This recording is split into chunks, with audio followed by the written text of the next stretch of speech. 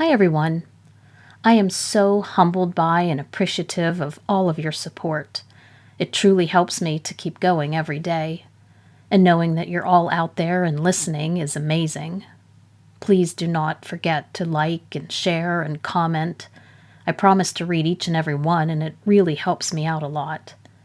Also, if you have a personal dogman encounter you'd like to send to me, email me all the details at the link in the description below. Thanks again.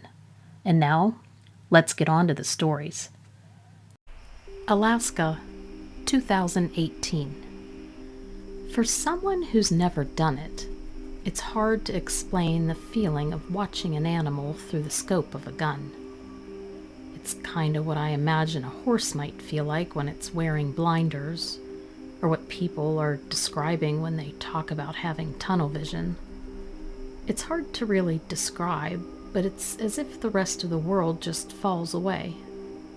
It's just you and the animal. Your whole world becomes contained in that tiny circle of what you can see through the scope, like everything has a frame on it. Everything shrunk into a vignette. Obviously, the world is still there, the scent of the outdoors, of the animal itself, the tiny, subtle noises it makes as it moves, and the held-in, restrained noises as you try to control your breath and stay as deathly quiet as you can. But there's a moment where everything, all of your senses, seem focused on that one vision through the scope. It's a feeling I miss, but one I don't think I'll ever have again. Not after that day.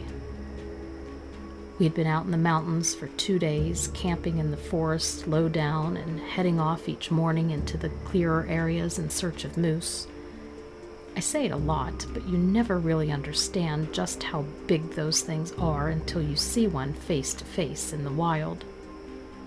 I think being brought up on drawings of moose and kiddies' books where they all get the scale wrong, you expect them to be about the size of a cow. They're not. They are huge. That day we had been following tracks of one and had come out into a clearing by the water. We had settled down and I'd set up my gun on a rest so that I could get a clear view over the riverbank and the area around. I had just squatted down behind some bushes when we heard the noise to our left. A cracking of branches, that unmistakable giving way that comes with something massive forcing its way through the bracken.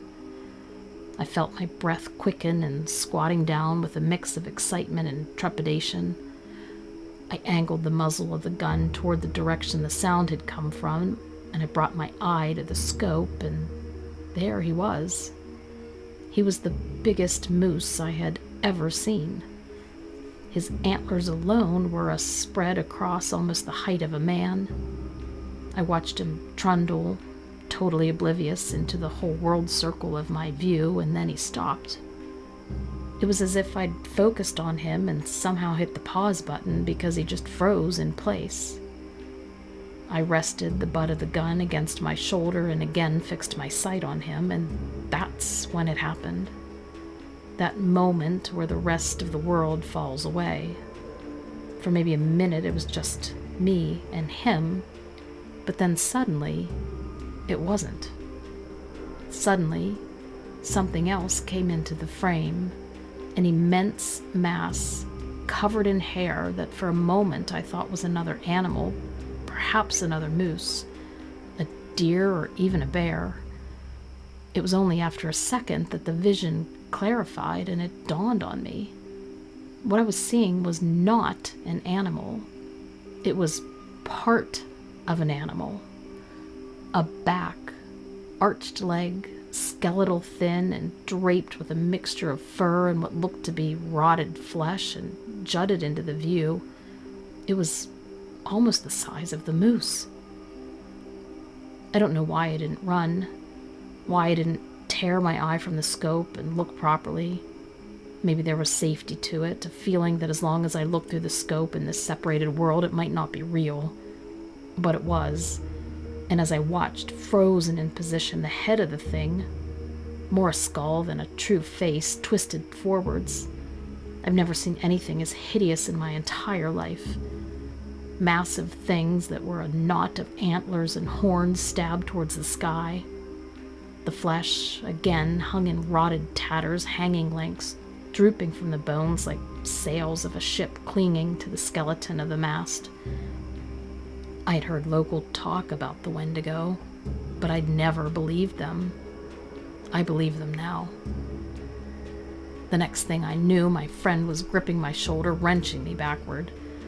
I ran and didn't stop running for almost 2 miles. I didn't pick up my gun, didn't go back to camp, but kept moving. We both did. Through the night, groping ever forward, desperate to get out of the forest, out of the mountains and away, feeling with every step that the darkness was just behind us. I have never been hunting since, and I never will again. There are things far worse than animals lurking between the trees. I know because I've seen them.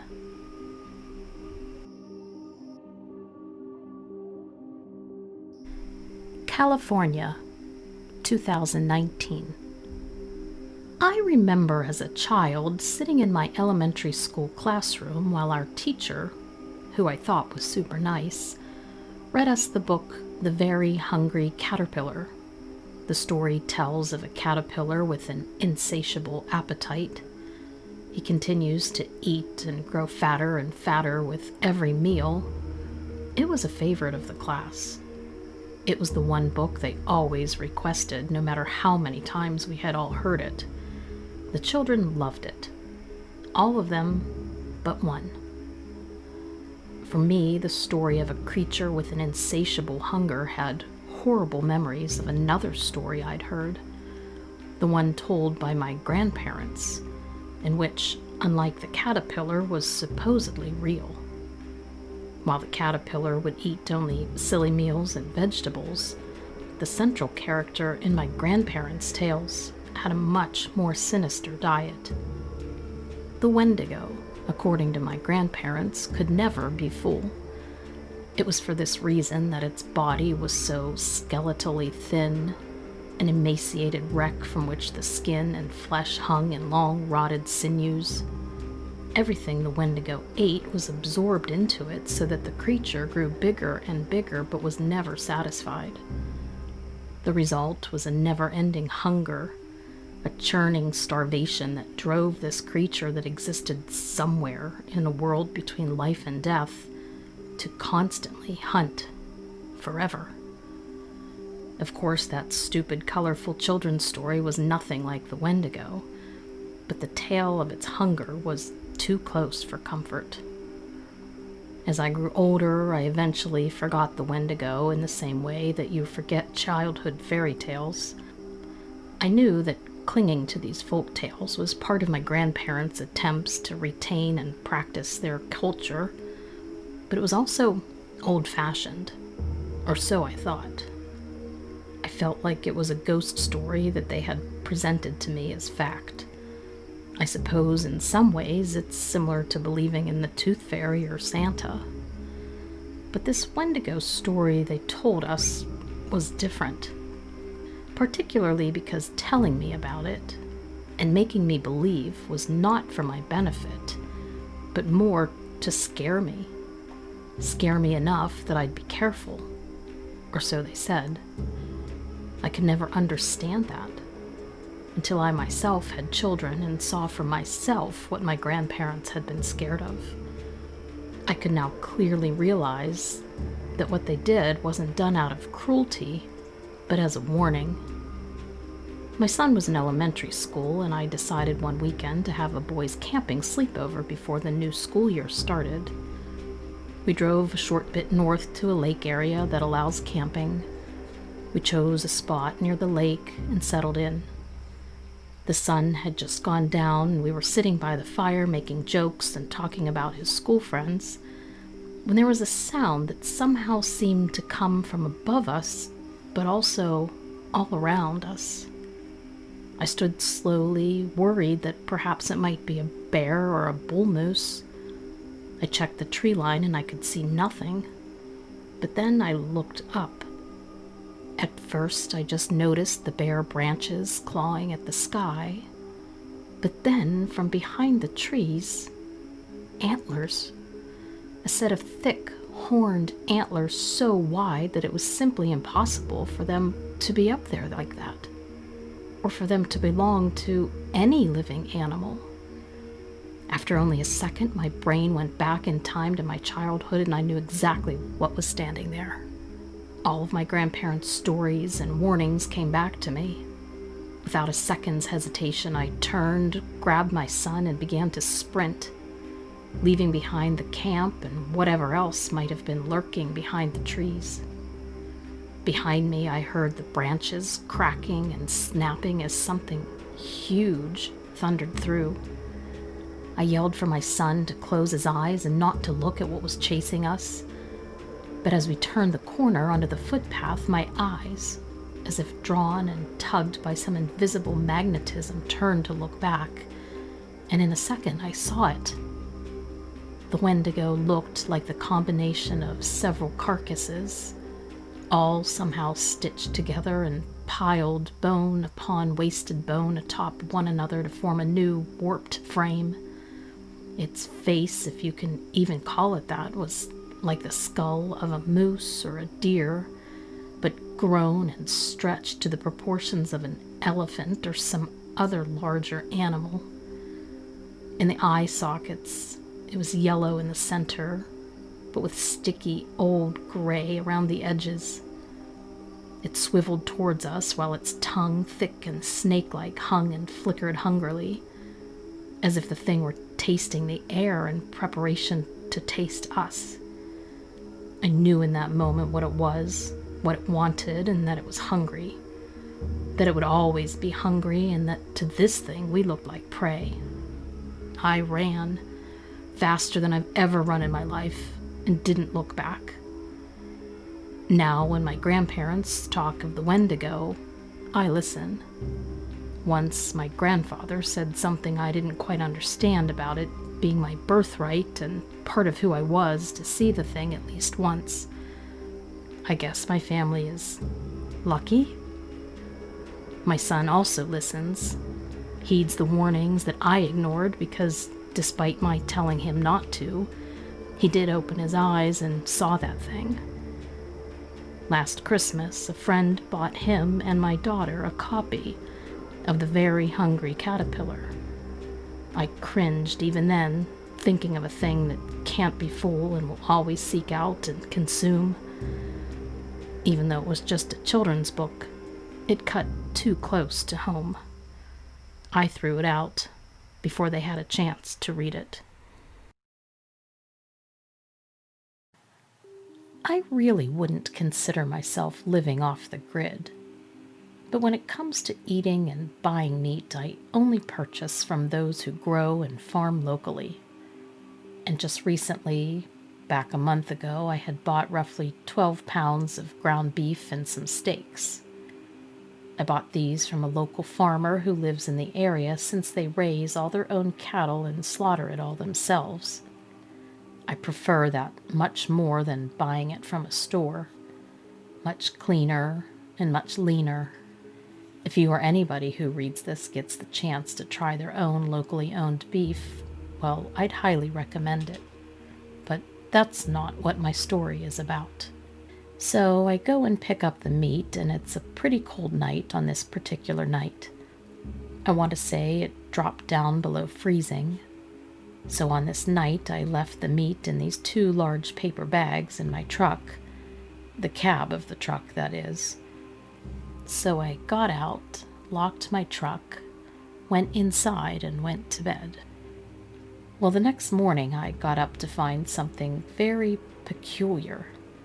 Something had tried to break into my truck over the course of the night. The handle was literally twisted off the driver's side door, and the glass was kind of bent in. Not shattered, but cracked down by the tire, and where you would stand to get up and open the door were the largest canine tracks I had ever seen.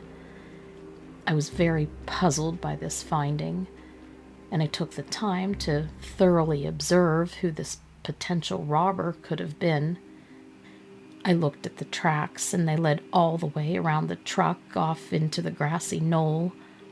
A most disturbing find is the tracks were not quadrupedal like you'd expect from a dog. They walked in a very bipedal fashion, some sort of bipedal canine with extremely large feet. I'm talking larger than my own 2 feet, and I wear a size 13 boots. So something came from this grassy knoll area, came over to my truck, and tried to break in. Keep in mind that in the morning it was still roughly in the 30s, so near freezing temperatures, which is why I left my meat there in the first place. My freezer, if you're wondering why I didn't put it away, was still in the process of being semi-functional, and I had to clean it out before I put the meat away, hence why I left it in the truck overnight to stay cold. Well, something must have smelled it, even though I had the windows rolled up and there's no possible way any animal or wildlife could have smelled it.